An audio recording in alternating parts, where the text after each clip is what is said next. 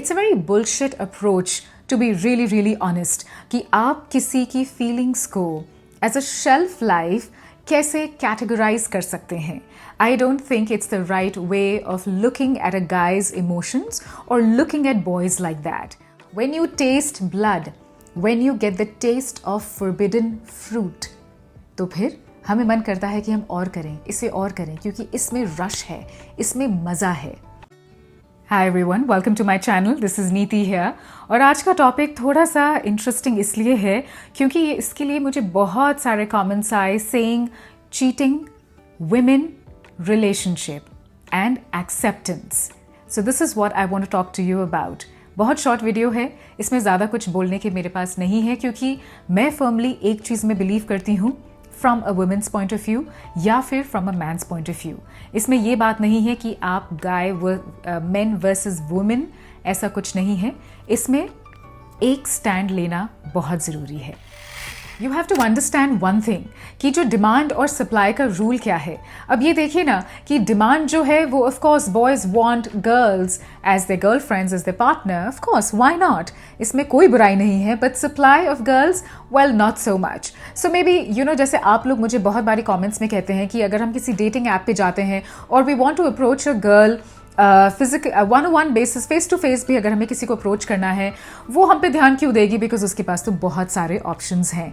That is exactly what I am talking about. आजकल girls और women के लिए there are tons of options. इसीलिए मेन को वो कैसे देखती हैं, पहले ये तो समझिए आप. पार्ट 1 इसका यही है कि वो मेन को कैसे देखती हैं.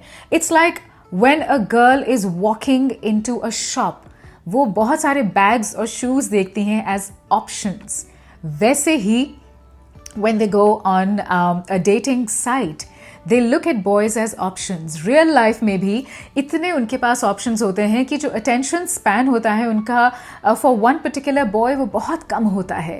बिकॉज दे नो कि चलो ठीक है, इट्स ओके, ये नहीं तो कोई और सही. So you have to understand. Secondly, they have really started looking at guys as कि ये एक तरह के प्रोडक्ट हैं. इनकी बस इतनी ही शेल्फ लाइफ है. And that is very sad. मुझे लगता है कि ये इतनी it's a very bullshit approach to be really really honest कि आप किसी की फीलिंग्स को एज अ शेल्फ लाइफ कैसे कैटेगराइज कर सकते हैं. I don't think it's the right way of looking at a guys emotions और looking at boys like that.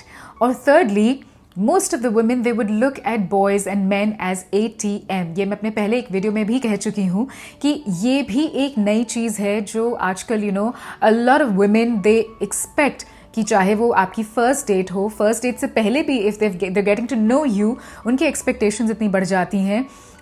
Serious relationship में है, डेटिंग आपकी it's you have been dating for some time. The expectation of a girl is so much कि उनको consider होता है कि all right, the boy is my ATM, so he will definitely pamper me and buy me and get me things that I feel like. When you have इस तरह की जो outlook होती है तभी ये चीज़ें उभरती हैं. Now we're moving on to part 2 कि cheating happens because there are tons of options that they have. लेकिन अब अगर आप इस सिचुएशन में हैं, what do you have to do as a man?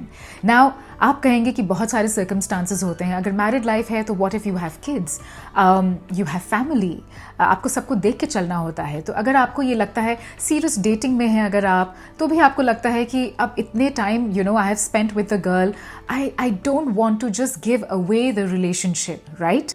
In that case, you start thinking कि अच्छा अब मुझे क्या करना चाहिए. So maybe the best way is कि चलो let's forgive her, let's talk about it कि ऐसा क्यों हुआ. अब मेरा पॉइंट आता है यहाँ पे. The most important point that you have to understand. देखिए, in your presence, a woman can assure you, वो आपको कन्विंस कर सकती हैं कि अब ऐसा आगे नहीं होगा. Think about it the other way. When a lion tastes blood, शेर ने जब खून चखा होता है तो क्या होता है, right?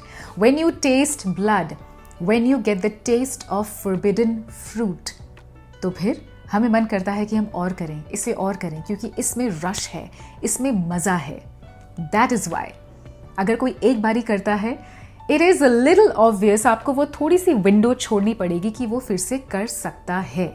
And that is where my point of view comes. मुझे पता है कि बहुत सारे आप में से इससे अग्री करेंगे एंड शायद इससे नहीं अग्री करेंगे, डिपेंडिंग ऑन सर्कमस्टांसेस।